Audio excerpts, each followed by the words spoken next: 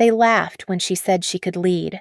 They called her just a girl, fragile, naive, temporary.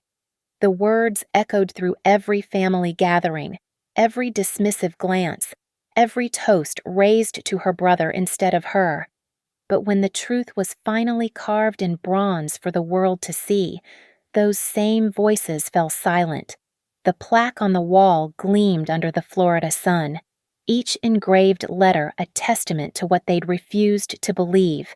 And silence, this time, was her victory. My name is Emily Carson, and I've flown through sandstorms that could strip paint off metal, but nothing cut deeper than the laughter in my parents' backyard that July afternoon in Charleston. The smoke from Dad's grill drifted across the lawn, mixing with the sweet smell of Mom's potato salad and the sound of ice clinking in glasses. I sat at the picnic table, still adjusting to the stillness of suburban South Carolina after 14 months of deployment. My uniform hung in the closet upstairs, but I could still feel its weight on my shoulders. To my son, the real achiever in this family. Dad raised his beer bottle toward Ryan, who stood by the cooler with his trademark smirk, the same one he'd worn since high school when he'd thrown touchdown passes and I'd been told to sit pretty in the stands. The relatives clustered around the yard erupted in agreement. Uncle Pete slapped Ryan on the back. "That new gym of yours is something else. Boy, a real business." "Thanks, Uncle Pete." Ryan's chest puffed out. "Yeah, we're thinking of expanding to Columbia next year. Real estate's booming." I took a slow sip of my lemonade, feeling the condensation on the glass against my palm. 3 weeks ago, I'd gripped a flight stick through 12 hours of hostile airspace. My crew's lives balanced on every decision. But here, in this backyard where I'd learned to ride a bike, I was invisible. Mom appeared at my shoulder, setting down a plate of ribs. "Emily, honey, you should eat something. You look thin." "I'm fine." "Mom, are you dating anyone Mrs. Henderson's son just moved back from Atlanta. He's a lawyer now." "Mom, I'm just saying, sweetheart, you're not getting any younger. This military thing was nice for a while, but maybe it's time to think about settling down." This military thing. I bit the inside of my cheek, tasting copper. Ryan sauntered over, beer in hand. "Yeah, when are you going to give up playing soldier and do something real? I mean, what do you even do over there?" "File paperwork." The cousins laughed. Dad chuckled from his position at the grill.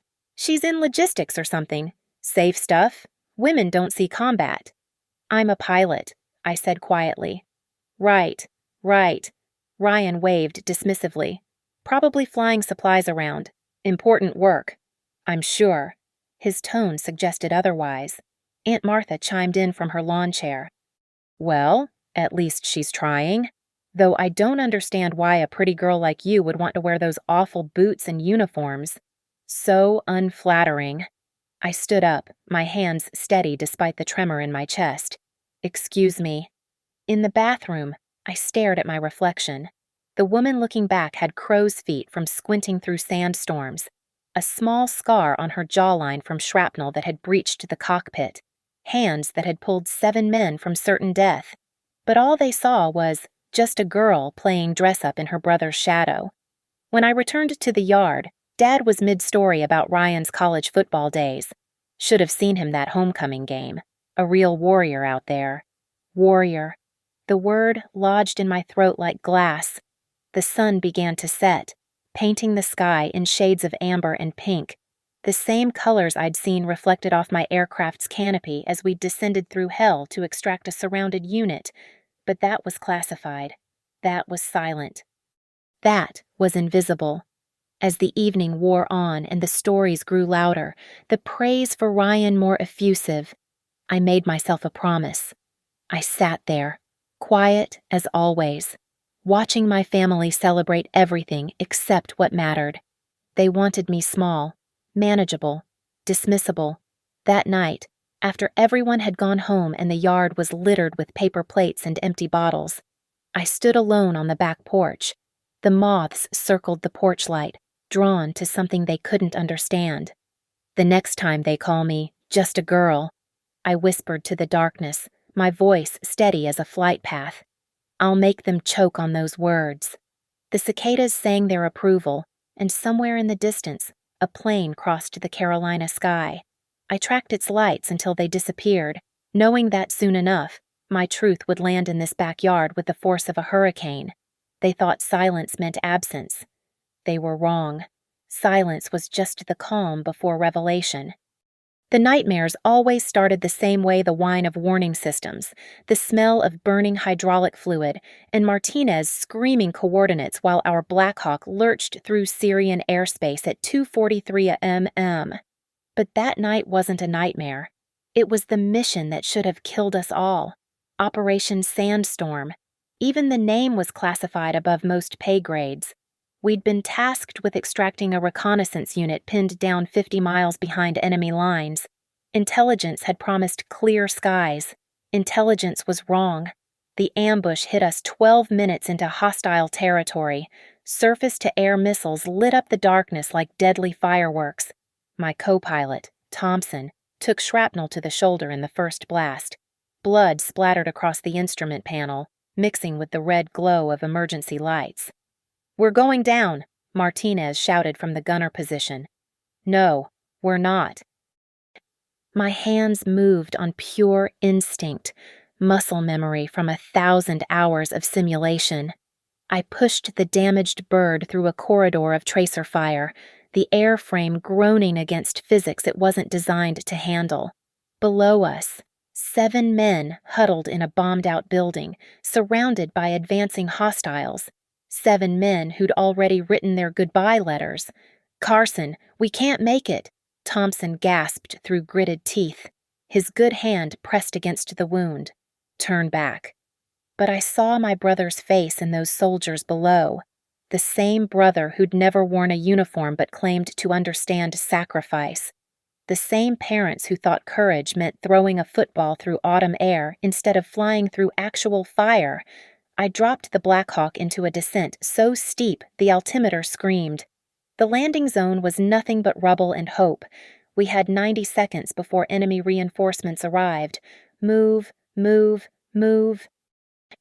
I held that bird steady while 7 souls scrambled aboard, their boots slipping on Thompson's blood.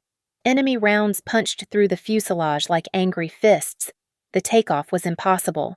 The helicopter was overweight, damaged, listing hard to port, the engine temperature redlined. But those men trusted me with their lives, so I gave them mine in return.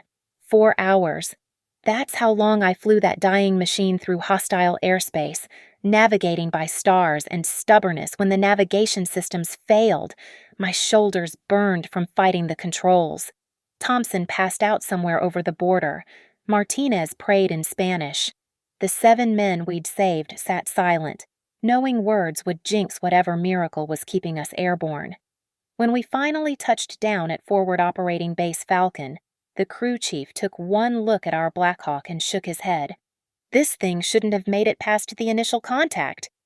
"How the hell—" "Captain Carson," Colonel Morrison interrupted, appearing from the command post. His face was stone. "My office. Now." The debriefing lasted 3 hours. They picked apart every second, every decision, every impossible maneuver I'd pulled to bring those men home. When it was over, Morrison leaned back in his chair. "Outstanding flying, Captain. Textbook extraction under impossible conditions." "Thank you, sir." "Which is why it's such a shame no one will ever know about it." My stomach dropped. "Sir, this operation doesn't exist. Those men you saved were never there. You were running a routine supply transport that encountered mechanical difficulties. That's what the record will show. But, sir, my crew will receive commendations for a classified action, as will you, but the details die in this room. The intelligence failure that led to this situation could compromise ongoing operations if it became known. Do you understand?" I understood perfectly. They needed heroes who fit their narrative. A female pilot saving 7 special operators from certain death. That story was too complicated for their simple version of war. 2 weeks later, at the change of command ceremony, I watched Colonel Morrison pin a bronze star on Major James Fitzgerald for exceptional leadership in logistics operations. Fitzgerald had spent that night in the command bunker, monitoring our radio calls. Thompson got a Purple Heart. Martinez got a promotion. The 7 men we saved went back to their units, sworn to silence about the female pilot who'd pulled them from hell's mouth. And me, I got a letter of commendation for maintaining aircraft readiness during routine operations. It sits in my desk drawer, underneath my flight logs from that night, the ones I kept against regulations, the ones that prove what really happened when everyone else was content to forget. Mom called that week, asking if anything exciting had happened lately. I told her no, just the usual paperwork. Dad got on the line to remind me that Ryan had just signed a lease for his second gym location. "That's what I call real achievement," he said. "Building something people can see." I hung up and stared at the bullet holes in my flight jacket, the ones I'd never be able to explain. They thought invisibility meant insignificance. They had no idea that the most important victories were the ones nobody talked about.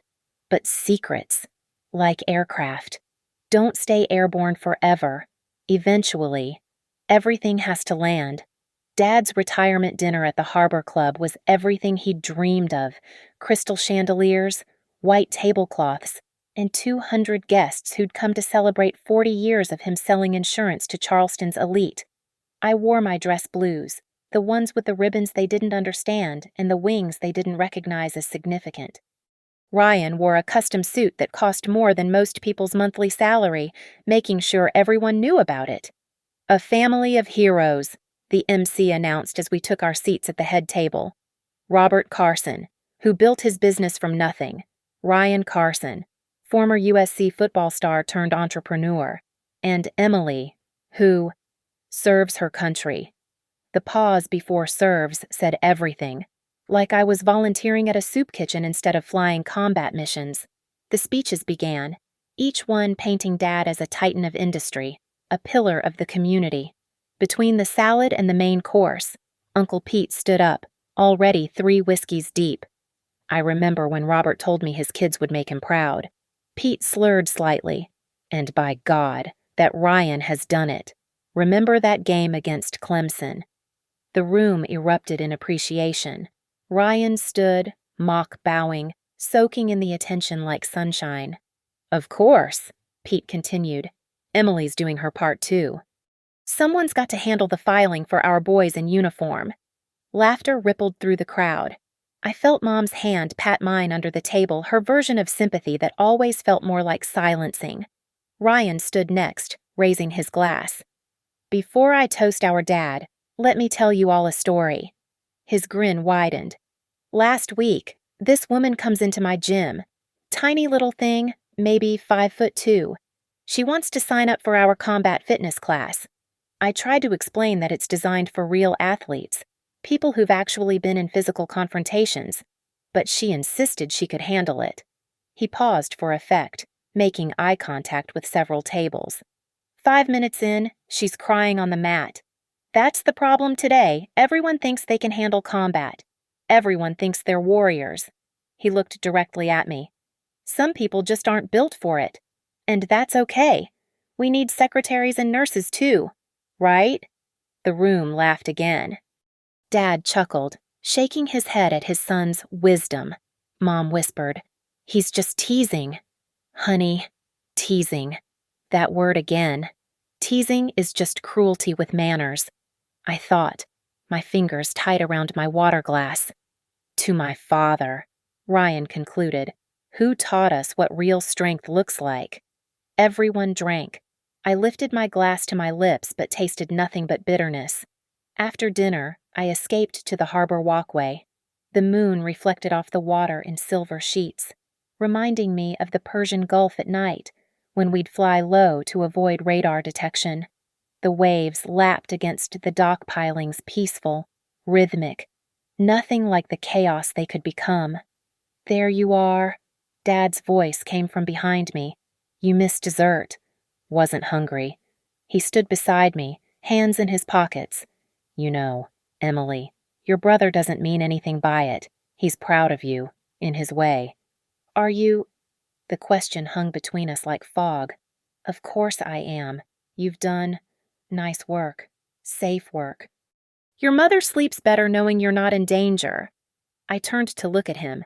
What if I told you I've been in more danger than Ryan ever faced on a football field? What if I told you I've saved lives?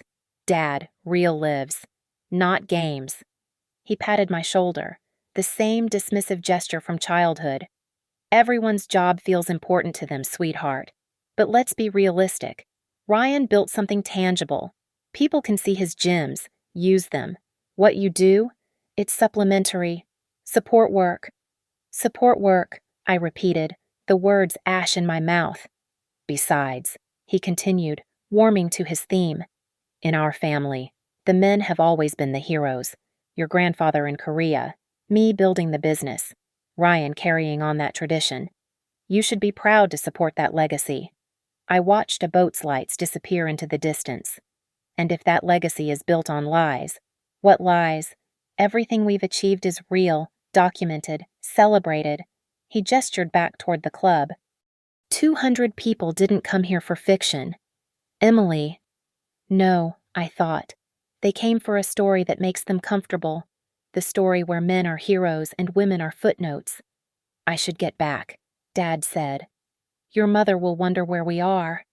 As he walked away, I whispered to the waves, to the moon, to the salt air that carried secrets better than blood ever could. If silence built this family's pride, then truth will tear it down. A seagull cried overhead, harsh and honest in the darkness. Some birds were made for pretty songs. Others were built to survive storms. I knew which one I was. Soon, they would too. The call came at 6:15 a.m. on a Tuesday. I was running the beach near my apartment in Pensacola, trying to outpace memories that always caught up anyway. Captain Carson. The voice was unmistakable. Major Wyatt Kane, my former commanding officer. The one man who knew exactly what happened that night over Syria. Major Kane. It's been a while. Too long. Listen, Emily, I'm calling with news. Big news. Can you come to MacDill Air Force Base this afternoon? 2 o'clock sharp. Sir, I'm stationed at Eglin now. That's a 3-hour drive to Tampa. Make it happen, Captain. This concerns Operation Sandstorm. My breath caught. We never spoke that name on unsecured lines. Understood, sir. The drive to MacDill gave me too much time to think. Every mile on I-75 was another possibility court-martial for the flight logs I'd kept. Some new security breach. Another layer of classification to bury the truth deeper. My hands were steady on the wheel, but my mind raced through scenarios. Major Kane met me at the base commander's office. He'd aged in the 2 years since Syria, more gray at the temples, deeper lines around his eyes. The cost of keeping secrets. Maybe... Emily.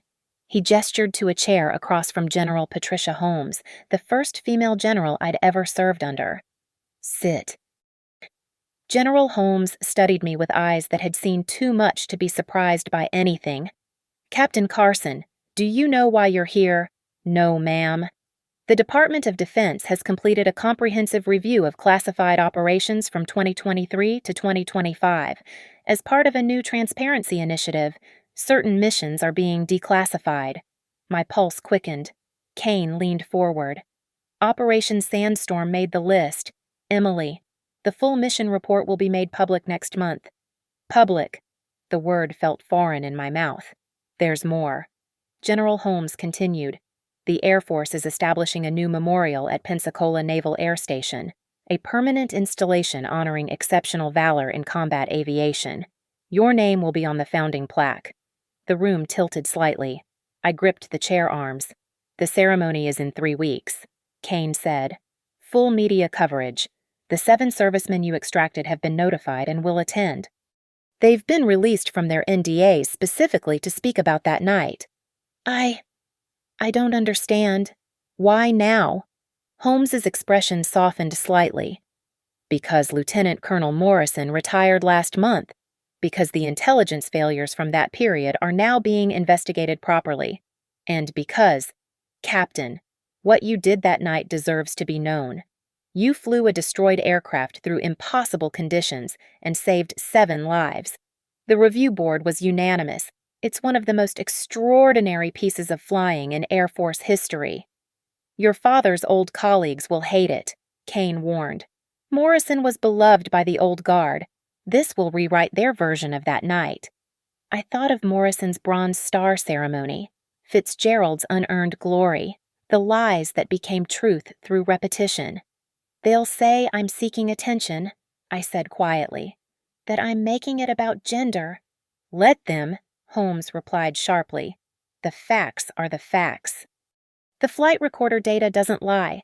The testimony of 7 special operators doesn't lie. The bullet holes in your aircraft didn't lie. Kane pulled out a folder. There's one more thing. The plaque inscription has already been approved. He slid a paper across the desk. I read it 3 times before the words sank in. Captain Emily Carson Operation Sandstorm for saving 7 lives under fire.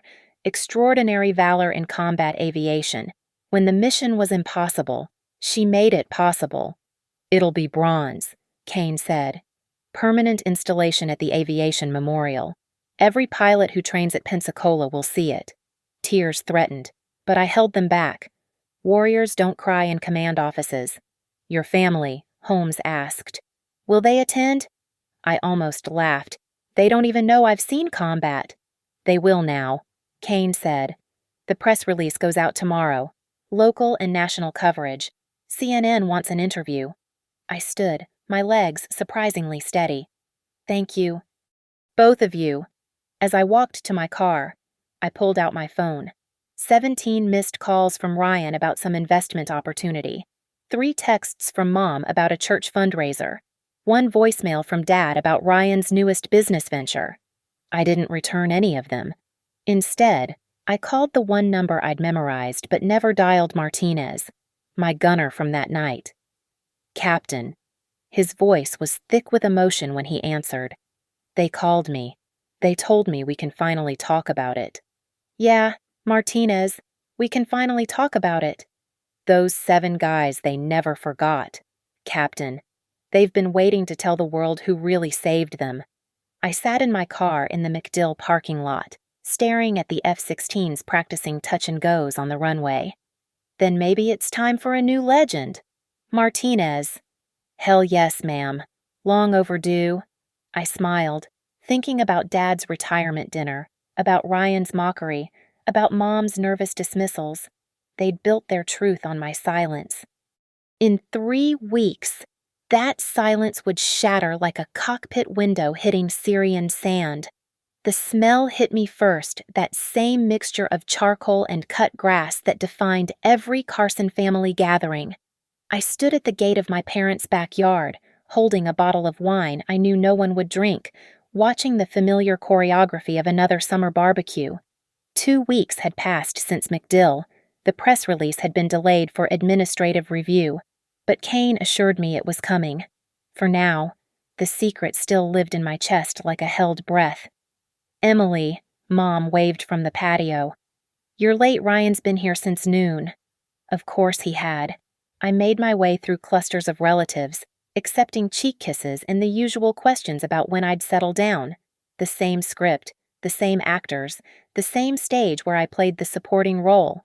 Ryan held court by the pool, surrounded by his gym buddies and potential investors. His voice carried across the yard.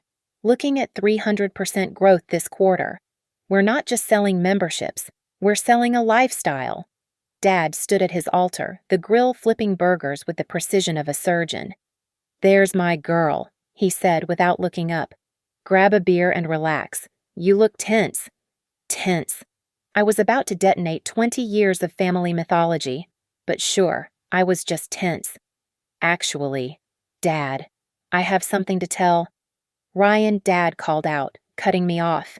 Tell everyone about the new location. The yard reorganized itself around Ryan as he launched into his presentation about buying a historic building downtown. Mom appeared with her phone, taking pictures of her golden child mid-speech. It's not just a gym, Ryan proclaimed, arms spread wide. It's a monument to achievement, to pushing limits, to being a warrior in life. Aunt Martha clapped. "Oh, Ryan, you're such an inspiration, a real hero to these young people." Hero. That word again, thrown around like confetti at a parade. I set down my untouched burger. "I'm getting a plaque." The conversations continued around me, my words absorbed into the ambient noise of celebration. "It's being installed at Pensacola Naval Air Station," I said louder. Mom glanced over. "That's nice. Dear, did you see Ryan's new promotional video? It has 2 million views. It's for saving 7 lives in combat." Ryan laughed from across the yard. Not at me, but at something his friend said. Still, the timing felt deliberate. Dad finally looked up from the grill. "Sweetheart, people don't need to know every little medal you get. It comes across as—" He searched for the word. "Needy." "It's not a medal," I said evenly. "It's a plaque. A permanent installation. For Operation Sandstorm." "Never heard of it," Uncle Pete chimed in, beer number 4 in hand. "Was that one of those humanitarian things dropping supplies to refugees?" Ryan sauntered over, his audience following. "Let me guess, they're giving out participation trophies now. Everyone gets a plaque for showing up." His friends chuckled. One of them, a guy named Brad who'd peaked in high school alongside my brother, added, "Military's gone soft. My dad says they give medals for PowerPoint presentations now." "Maybe they gave it for neat handwriting," Ryan suggested, recycling his old joke. "Or for organizing the best office party." The laughter erupted, genuine and cruel. Mom tittered nervously, her hand finding my arm again. That same gesture that meant, "Please don't make a scene." I looked around the yard at the faces that had watched me grow up, diminish me, make me small enough to swallow. They were still laughing, the sound rolling over me like a wave. 7 men, I said quietly, but my voice carried.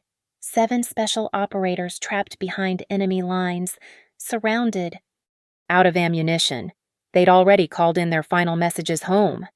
The laughter began to fade, though Ryan kept his smirk. "I flew through a wall of surface-to-air missiles to get them. The helicopter was shot 17 times. My co-pilot was bleeding out. The navigation was destroyed. But I brought them home." "Sure you did," Ryan said. "And I suppose there's proof of this heroic fantasy." I smiled then, the kind of smile I'd learned in combat calm on the surface, lethal underneath. "There will be, in 3 weeks, with news cameras and generals and the men whose lives I saved." Dad set down his spatula. "Emily, if this is some attempt to compete with your brother—" "It's not a competition," I said, standing. "It never was. You decided the winner before we even started playing." I walked to my car, their silence following me like a shadow. At the gate, I turned back. 3 weeks, I repeated. Pensacola Naval Air Station. "You're all invited to learn what your daughter actually did while you were toasting your son." Ryan's voice followed me. "She's lost it. Seriously lost it." But Mom's face, I caught it just before I left. For the first time in my life, she wasn't looking at Ryan. She was staring at me, and in her eyes was something I'd never seen before. Doubt, about which child she'd been cheering for all these years. The morning of the ceremony arrived with perfect Florida weather, clear skies, and a breeze off the Gulf that carried salt and promise. Pensacola Naval Air Station had transformed the Aviation Memorial Plaza into something magnificent. Red, white, and blue bunting, rows of white chairs, a podium with the Air Force seal, and there, covered in blue velvet, waiting to be unveiled, the plaque. I stood in my dress blues, ribbons aligned, wings polished to mirror brightness. Around me, the 7 men I'd saved that night in Syria formed an honor guard of sorts. Martinez on my left, Thompson on my right, despite his still limited shoulder mobility. They'd all come, every single one. "Your family here, Captain," Martinez asked quietly. I scanned the filling seats. They said they'd come. At 11:45, I saw them. Dad in his best suit, the one from his retirement dinner. Mom in navy blue, clutching her purse like a life preserver. Ryan in khakis and a polo, looking like he'd rather be anywhere else. They took seats in the third row, behind the base commanders and distinguished guests. The crowd grew. Local news stations set up cameras. A CNN correspondent checked her microphone. Veterans from every era filled the chairs, some in wheelchairs, some leaning on canes, all understanding what this moment meant. General Holmes took the podium at noon sharp. We gather today to honor exceptional valor, to recognize a moment when training, courage, and determination converged to achieve the impossible. I watched my father's face as Holmes continued, describing the mission in detail, the ambush, the damage assessment that should have meant certain death, the impossible flight through hostile territory. 17 bullet holes, Holmes stated, 3 hydraulic failures, navigation systems destroyed, a co-pilot incapacitated. Any one of these factors should have ended in catastrophe, but Captain Emily Carson refused to accept defeat. Ryan shifted in his seat, his jaw tight. Mom's hand found Dad's arm. I'd like to invite the 7 servicemen whose lives were saved that night to speak. One by one. They stood. Special operators, the kind of men Ryan pretended to be in his gym marketing. Real warriors with real scars. Staff Sergeant David Mitchell went first. We were dead. I need you all to understand that. We'd run out of ammunition. They were closing in. I was thinking about my daughter, hoping she'd remember me. Then we heard the rotors. He looked directly at me. Captain Carson flew into hell to get us. When the bird was getting shot to pieces, she held it steady. When Thompson got hit and blood was everywhere, she kept flying. When the engine was screaming and the whole frame was shaking apart, she got us home. Corporal James Williams followed. I've been in combat for 12 years. I've seen courage. But what Captain Carson did, his voice broke. She gave us our lives back. Our families got us back because of her. Each man spoke. Each testimony another nail in the coffin of my family's narrative. I saw Dad's face pale with each revelation. Mom's eyes filled with tears. Ryan stared at the ground. General Holmes returned to the podium. Now, let's unveil the plaque that will stand as permanent testimony to this exceptional act of valor. The blue velvet fell away. Bronze gleamed in the Florida sun. Captain Emily Carson, Operation Sandstorm, for saving 7 lives under fire. When the mission was impossible, she made it possible. The cameras clicked. The crowd erupted in applause. The 7 men saluted me in unison, and I returned it, my hand steady despite the earthquake in my chest. Captain Carson, General Holmes called. Would you like to say something? I approached the microphone, found my parents' faces in the crowd.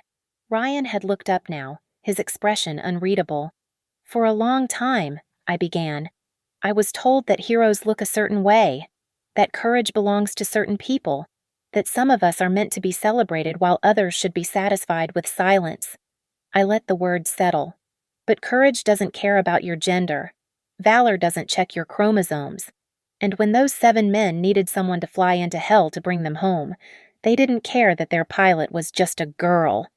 The crowd stood. The applause was thunder, but I only watched my family. Dad's jaw was locked, processing. Mom was openly crying now, and Ryan looked like someone had knocked the wind out of him with truth. After the ceremony, reporters swarmed. Captain Carson, how does it feel to be recognized? What would you tell young women wanting to serve? Can you describe the scariest moment of that flight, through it all? I saw my family standing at the edge of the crowd, waiting. When the last interview ended, I walked over. Dad started, then stopped. Started again. You never said. You never asked. Ryan stared at the plaque, now permanently installed and gleaming. That's real. All of it. As real as your gym, Ryan. Maybe more so, since lives were actually saved. Mom reached out, then pulled her hand back. We called you just a girl. Yes, you did. The silence stretched between us, filled with 20 years of diminishment, of toasts raised to the wrong child, of achievements dismissed as filing and secretary work. General Holmes appeared at my shoulder. "Captain Carson, the Secretary of the Air Force would like to speak with you." I nodded, then looked back at my family one more time. "The reception is in the officers' club. You're welcome to come. Or not. Either way, the truth is written in bronze now. It'll be here long after we're all gone." As I walked away, I heard Ryan's voice, small and defeated. "We didn't know." Martinez, who'd been close enough to hear, said what I was thinking. "No, sir, you didn't want to know." That night, they came to my hotel room at the Hilton near the base, all three of them, standing in the hallway like strangers seeking directions. I almost didn't let them in. Dad entered first, his shoulders hunched in a way I'd never seen. Mom followed, still clutching that same purse. Ryan came last, his usual swagger replaced by something hollow. "We need to talk," Dad said. "Now you want to talk?" I poured myself water from the nightstand pitcher. Steady hands despite the storm inside. 20 years too late, but sure, talk. "You could have told us," he started, finding his familiar authoritative tone. "All this time, you could have..." "Could have what?" "Dad could have interrupted one of your 1,000 toasts to Ryan, could have squeezed it in between Mom calling my career a phase and you dismissing me as support staff. We didn't know. You didn't want to know." The words came out sharp, honed by years of silence. "Every time I tried to tell you anything about my service, you changed the subject to Ryan's gym. Every single time." Ryan shifted against the wall. "Look, I didn't know you were in combat." I turned on him. "You didn't know because you never asked. You were too busy mocking women who think they can handle combat at Dad's retirement dinner. Remember your little story about the crying woman at your gym?" His face flushed. "That was just what? Ryan, just another joke at the expense of women who dare to enter your sacred masculine spaces." Mom finally spoke, her voice barely a whisper. "We called you just a girl. At every gathering, every dinner, we said it like it meant something less than..." "You were right," I said, meeting her eyes. "I am just a girl. Just a girl who flew a shot-to-hell helicopter through a combat zone. Just a girl who carried 7 men through fire while her co-pilot bled out beside her.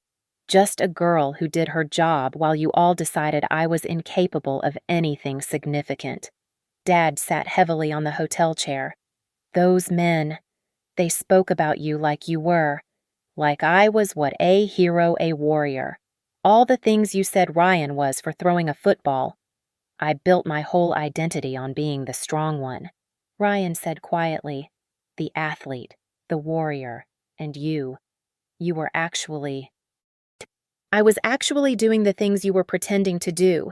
While you were selling gym memberships with fake warrior rhetoric, I was pulling real warriors out of real battles." The room fell silent except for the distant sound of jets taking off from the base, a sound that had been my lullaby for years. "What do you want from us?" Dad asked finally. "An apology." "I don't want anything from you. Not anymore." I walked to the window, watching the lights of Pensacola twinkle below. "I wanted recognition. I wanted you to see me.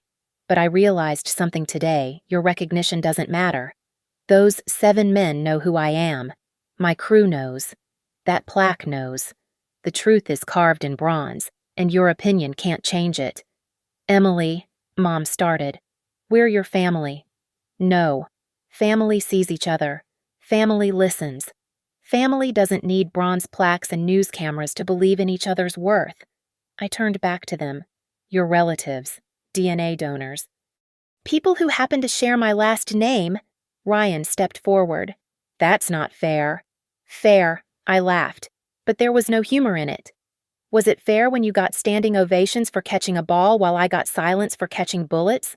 Was it fair when Dad toasted you as the real achiever while I was achieving the impossible?" "So what now?" Dad asked. His voice aged 10 years in 10 minutes. "We just..." "What?" "Now you go home. You put that photo of my plaque on your wall next to all of Ryan's trophies. You tell people your daughter is a decorated Air Force pilot. You pretend you always knew, always supported me. That's what you'll do because that's who you are, people who care more about appearance than truth. Mom was crying again. You hate us. No, I said, and meant it. Nothing you hate would mean you still have power over me. You don't. Not anymore. They filed out slowly, each pausing at the door like there were words that might fix 20 years of erasure. But there weren't. There never would be. Ryan stopped last. For what it's worth, what you did was incredible. It's worth exactly what your opinion has always been worth to me. Ryan. Nothing. After they left, I sat on the hotel bed, still in my dress blues, staring at the photo on my phone, the plaque gleaming in the afternoon sun, permanent and undeniable. Martinez texted, "You good, Captain. Better than good," I typed back. Free. Outside, another jet roared into the night sky. Tomorrow, young pilots would walk past that plaque. They'd read my name, my deed. Some of them would be women who'd been told they were just girls. They'd know better now. We all would. 6 weeks later, I stood across the street from my parents' house in Charleston, watching their 4th of July barbecue through the oaks. The same relatives, the same setup, but something had changed. There it was visible even from here. In the living room window, perfectly positioned so anyone approaching the house would see it, hung a framed photograph of my plaque, centered, lit by a small spotlight they'd installed, more prominent than any of Ryan's trophies. I'd come to collect the last of my things from my childhood room, planning to slip in while they were all in the backyard. But I stopped when I heard the voices drifting over the fence. Saw her on CNN last week. Aunt Martha was saying, "Our Emily. Can you imagine a real war hero in the family?" I always knew she was special. Uncle Pete slurred the same uncle who'd called me a pencil pusher 6 months ago. Remember when she was little tough as nails? That one. I almost laughed. Historical revision in real time. Moving closer to the fence, I heard Mom's voice. The general said it was one of the most extraordinary acts of aviation courage ever recorded. 7 men alive today because of our daughter. Our daughter. Not just Ryan's sister. Not just the girl. Our daughter. Through a gap in the fence. I saw Dad standing at his usual spot by the grill, but he wasn't cooking. He was holding court, telling the story of Operation Sandstorm to a circle of rapt neighbors. He got most of the details wrong, inflating numbers, adding dramatic flourishes that never happened. But he was telling it, my story, with pride that bordered on desperation. 17 missiles, he was saying, maybe 18, and she flew through them all. My daughter, my Emily. Ryan sat alone by the pool, nursing a beer. His gym buddies weren't there. The investors had disappeared. He looked smaller somehow. Ordinary, just a guy who owned some gyms and had played college football a decade ago. When 5-year-old cousin Teddy ran up to him with a football, Ryan shook his head, pointed toward the house. "Go look at Aunt Emily's plaque," I heard him say. "That's what real heroes do." Teddy scampered off, and Ryan went back to his beer, staring at chlorinated water that reflected nothing back. I turned to leave but stopped when Teddy's voice piped up from inside the house. "Grandma, Grandma, who's that?" Mom's voice carried through the window. "That's your Aunt Emily, sweetheart. She's the reason Teddy's daddy came home from the war." I froze. Teddy's father was James Williams, one of the 7. I hadn't made the connection, hadn't realized Mom had either. But she had.